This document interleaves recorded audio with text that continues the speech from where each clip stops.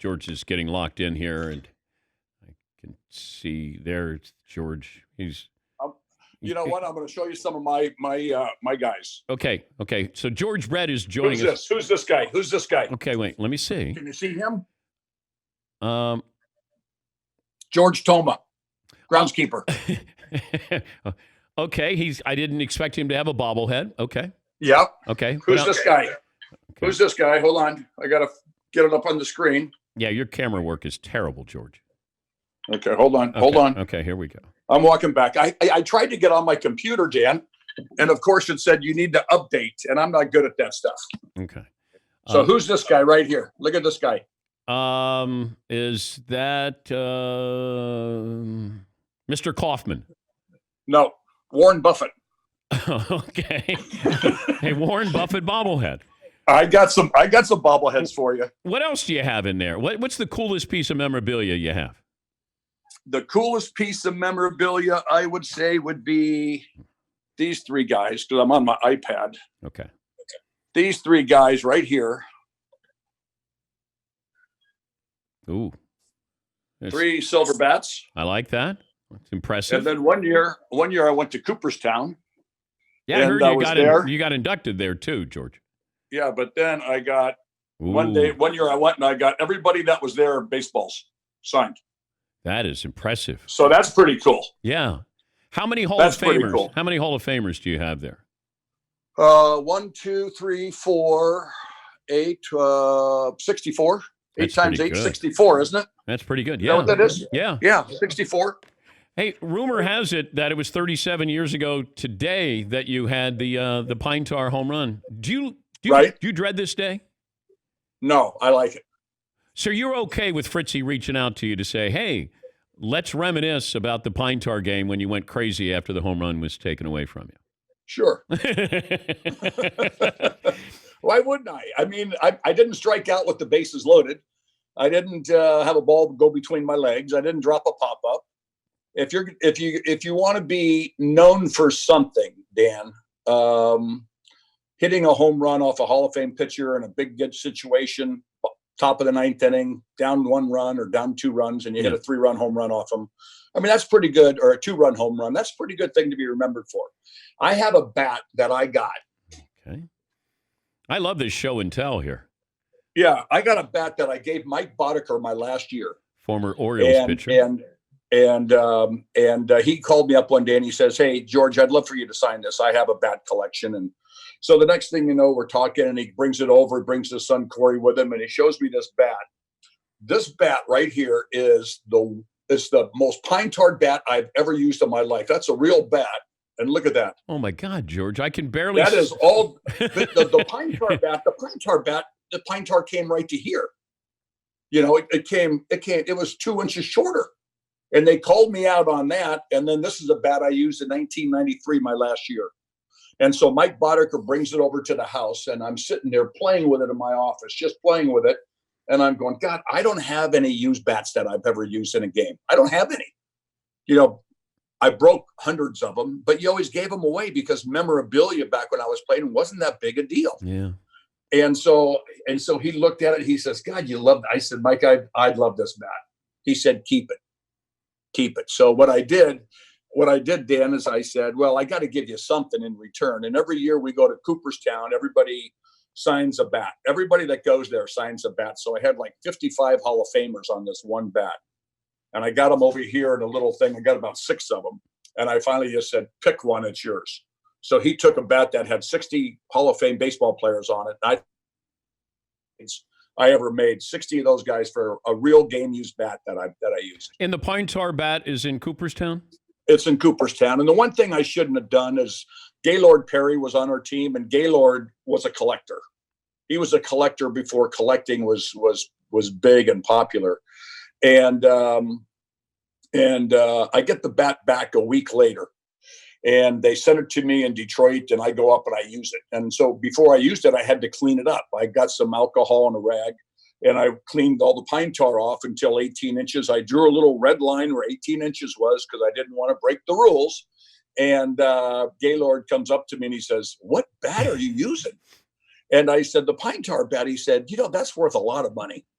If you break it, it's worth nothing. So I said, okay. And then I ended up giving it to the Hall of Fame.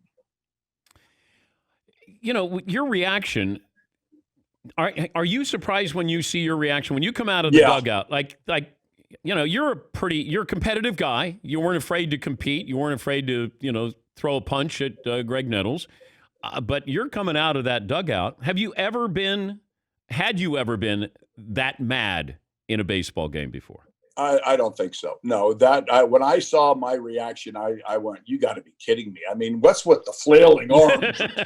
Doing all that stuff. I mean, that's the craziest thing I've ever seen. In fact, they did a bobblehead of that, of the flailing arms, instead of a bobblehead moving, my arms go up and down. But no, I had never seen anything like that. And then when you see the full video of Joe Brinkman coming behind me and grabbing me, and I don't know who it is. I didn't realize it was an umpire because he's behind me. And so I'm trying to get away. As much as I knew, it could have been Billy Martin or Greg Nettles or Goose Gossage. Who knows? And so I'm trying to get away, and that really makes it look a lot worse than it was. And then when it was all said and done, then I realized that Gaylord Perry stole the bat from the umpire. Are you aware of that? Well, that he wanted to collect. Did he want it? He didn't think anybody was going to chase after him. So he takes the bat out of Tim McClellan's hand. And rumor has it he threw it to Steve Ranko because, the police started gathering around him.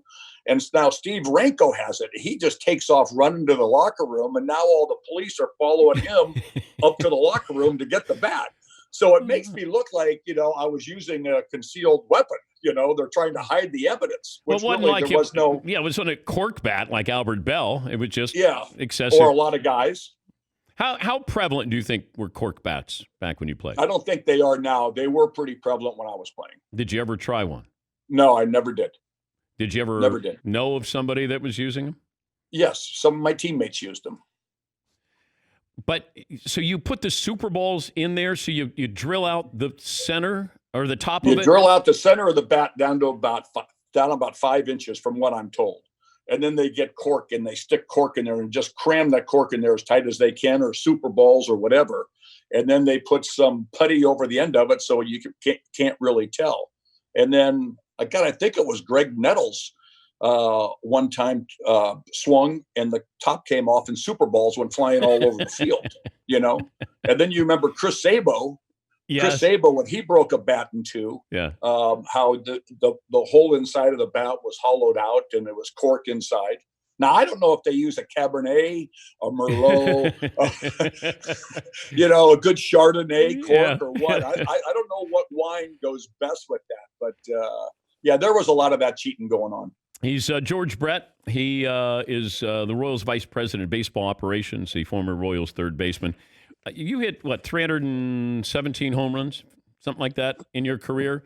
If you played now, launch angle, the whole thing, would you have 3,000 hits, or would you have 450 home runs? I would have 3,000 hits. I think my deal is, and to be honest with you, Dan, I don't think you create launch angle. If my bat stayed through the zone a long time. The same plane as the ball came, my bat stayed on that plane a real long time. So that's one reason I didn't strike out much. If I hit the ball on the dead round part of the bat, right square, it's going to be a line drive. If I hit a little below that, it's going to be a ground ball. If I hit it a little above that, it's going to create the launch angle. But I think now people are trying to create launch angle. That's why you have so many strikeouts in the game. And I think that's why the game's getting a little more boring to watch, because there's too many strikeouts and the ball's not put in play as much. To me, launch angle is the angle the ball comes off the bat. I don't think you can create it. But I think a lot of people are teaching that now. And as a result, I wouldn't have changed. Never tried. Well, I tried to hit a home run. I never hit one trying. So I learned really early in my career, don't try to hit home runs. Home runs come as a result of a good swing. And I just tried to take a good swing at everything and tried to hit a hard line drive up the middle or right center or left center. And if I got it pretty good, it would, if I got it a little higher on the bat, it would be a fly ball. And if I hit it good enough, it'd be a home run. And playing in the biggest ballpark in the American League in Kansas City, 81 home games, and AstroTurf Field. I mean, it was a very fast field. Our teams never really did hit a lot of home runs. We were singles, doubles, triples teams and stole a lot of bases. And that's what our recipe for success was. And we were a really successful franchise when we did that. It's great to talk to you. Hope you're well. And yeah, doing good. How you holding up? Everything's good. No complaint. Yeah, we just been kind of quiet here, trying to be smart and just trying to be a 5-tool broadcaster here. Yeah, well, you've always been that. Thank you, George. Thank you. I appreciate that, as always. And sorry I didn't call you on our birthday. Yeah, well, you kind of missed that the last few years. Yeah, I know. I was hoping you'd call me. I don't know how to get a hold of you. You know how to get a hold of me.